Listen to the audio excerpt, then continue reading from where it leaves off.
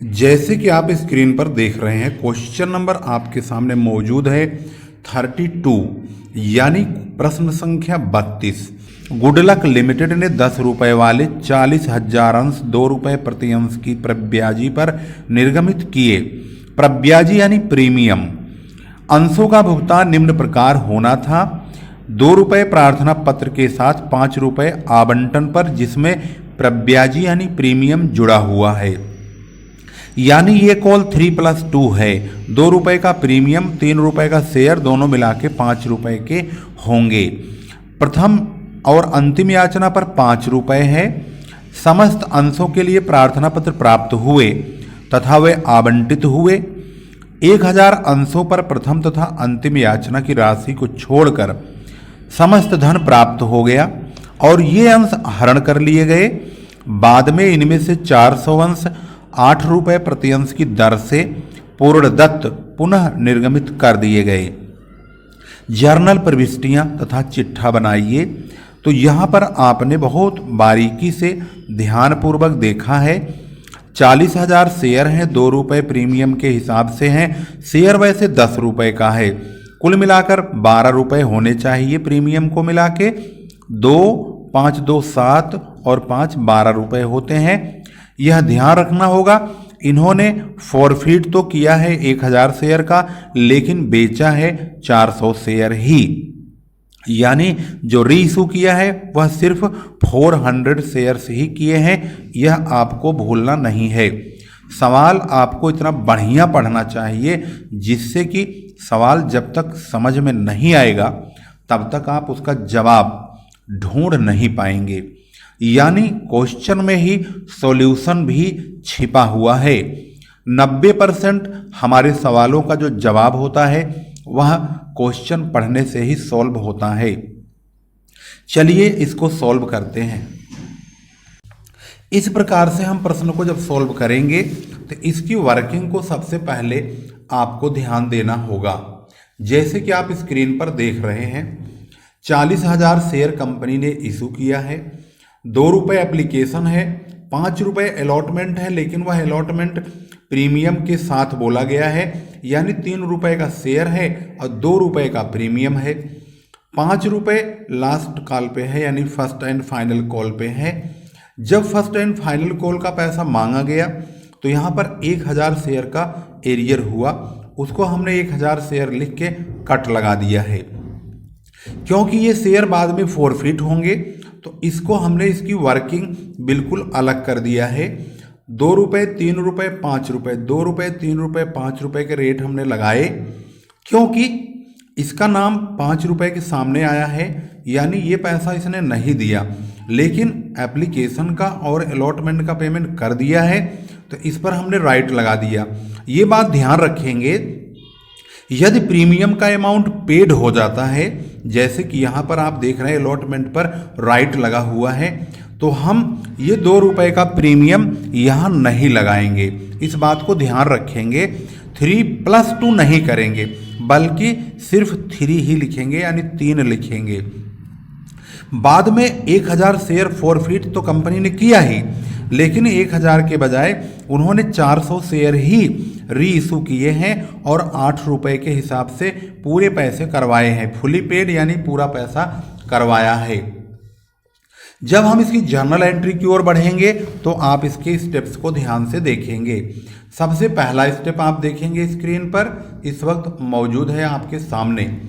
यहाँ लिखा हुआ है bank account debit to share application account, और ये है 40,000 इंटू 2, यानी कि 40,000 इंटू 2 से मल्टीप्लाई करके एप्लीकेशन का पैसा 80,000 रुपये 80,000 प्राप्त हो गया है।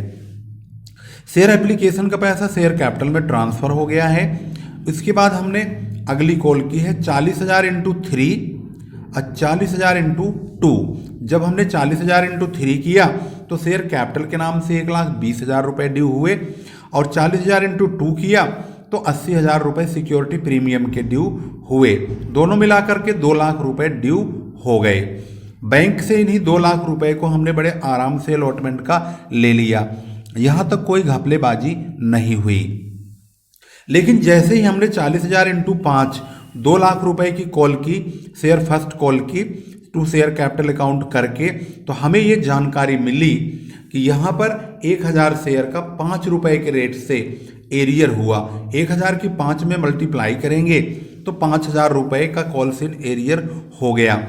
यानी जहाँ पर हमें शेयर फर्स्ट कॉल के 2 लाख रुपए मिलने वाले थे, अब हमें 2 लाख के बजाय 5000 का कॉल इन एरियर होगा, तो हमारे बैंक में सिर्फ 1,95,000 रुपए ही प्राप्त होंगे। इसके बाद हम अगली कॉल नहीं करेंगे क्योंकि हमारे सारे पैसे अब यहाँ पर मांगे जा चुके हैं और सारी कॉल भी समाप्त हो चुकी है। अब हम इस शेयर का फॉरफिट करेंगे जिन्होंने 1000 शेयर पर ये 5 रुपए की अंतिम कॉल को रोक लिया है। जब हम इनका फॉरफिट करेंगे तो ध्यान देंगे 1000 की मल्टीप्लाइकेशन पूरे 10 से करेंगे। 10,000 रुपये लिख के शेयर कैपिटल अकाउंट डेबिट करेंगे। इनकी रकम का 2 भाग कर लिया जाएगा, एक तो पेड और दूसरा अनपेड। जो पेड हुआ है वही फॉरफिट होगा, यानी 1000 इंटू 5। हमने 5 रुपये राइट लगाए हैं तो 1000 की 5 में मल्टीप्लाई करेंगे तो 5000 रुपये शेयर फॉरफिट के सामने चला जाएगा। उसके बाद फर्स्ट कॉल के पैसे जो यहाँ 5 रुपए के नहीं मिले हैं, 1000 इंटू 5 करेंगे, 5 करेंगे तो 5000 रुपये टू शेयर फर्स्ट कॉल के नाम से डाल देंगे। अब क्योंकि कंपनी ने जब्त तो किया है 1000 शेयर, लेकिन वो बेचना चाहते हैं सिर्फ 400 शेयर, वो भी 8 रुपए के रेट से। जब हम 400 शेयर 8 रुपए के रेट से बेचेंगे तो आप ध्यान से देखेंगे इस 400 की हम वर्किंग करेंगे 2 रुपये, 3 रुपये, 5 रुपये के हिसाब से। 2 रुपये, 3 रुपये तो पेड हैं, यानी 400 शेयर का ये सिर्फ 5 रुपये पेड है, तो 400 इंटू 5 2000 रुपये पेड हुआ है कंपनी का। जब इन्होंने रीइशू किया तो बैंक अकाउंट डेबिट हुआ 400 इंटू 8 करके 3200 रुपये, क्योंकि 8 रुपये के रेट से इशू किया गया। और 400 शेयर का 10 रुपये के हिसाब से 4000 रुपये कंपनी को शेयर कैपिटल में डालने पड़ेंगे। यहाँ पर 800 रुपये की कमी पड़ जाएगी, उसकी पूर्ति हम शेयर फॉरफिटेड अकाउंट से करेंगे। लेकिन शेयर फॉरफिटेड का ये जो रकम है ये इन्हीं 400 शेयर से ही लिया जाएगा, ना कि 1000 शेयर के। इस बात को आपको ध्यान रखना होगा। 400 शेयर के 5 रुपये का जो पेड हुआ है पैसा, ये 2000 होता है। इसमें से हमने सिर्फ यहाँ पर 800 रुपये का ही प्रयोग किया है। इस 2000 में से 400 शेयर के पैसे जो हैं फॉरफिटेड वाले, इसमें से 800 रुपये यूज करने के बाद जो कैपिटल रिजर्व बचेगा वो 1200 रुपये का ये वाला अमाउंट बचेगा। इसी को हम share forfeited account debit to capital reserve में ट्रांसफर कर देंगे। इस प्रकार से आपका क्वेश्चन नंबर 32 बहुत इजी वे में कंप्लीट हो चुका है। यदि हम इसकी बैलेंस शीट अगर बनाएंगे तो 40,000 शेयर इशू तो हुए हैं, उसमें से 1000 शेयर इन्होंने जब्त कर लिए, लेकिन बाद में 400 शेयर दोबारा से रीइशू कर दिया गया। इसका मतलब ये हुआ कि 40,000 में से 1000 शेयर जब इन्होंने जब्त किए तो 39,000 यानी 39,000 शेयर इनके पास बचे, लेकिन 400 शेयर इन्होंने बाद में दोबारा रीइशू कर लिया। तो अब इनके पास जो total called up paid up की कैपिटल है वो 39,400 की है। यानी अगर हम इसके वर्किंग की अगर बात करते हैं, जो नोट्स टू अकाउंट की बैलेंस शीट में हम लिखेंगे तो वहाँ पर आप देखेंगे तो यहाँ पर नोट्स टू अकाउंट में जो शेयर कैपिटल है उसमें अथोराइज कैपिटल तो हम क्वेश्चन मार्क लगा देंगे, क्योंकि अथोराइज कैपिटल है ही नहीं। इशूड एंड सब्सक्राइब्ड कैपिटल में 40,000 शेयर्स 10 रुपये ईच के हिसाब से 4 लाख रुपए के होते हैं, लेकिन क्योंकि हम बैलेंस शीट में कॉल्ड अप पेड अप की कैपिटल को ही दिखाते हैं तो कॉल्ड अप पेड अप की जो कैपिटल है वह 39,400 शेयर्स का 10 रुपये के रेट से पूरा फुल्ली पेड है। इसके बाद जो हमारे रिजर्व एंड सरप्लस के पार्ट्स हैं वो है कैपिटल रिजर्व, जिसमें आपने जनरल एंट्री में भी देखा था कैपिटल रिजर्व में 1200 रुपये थे।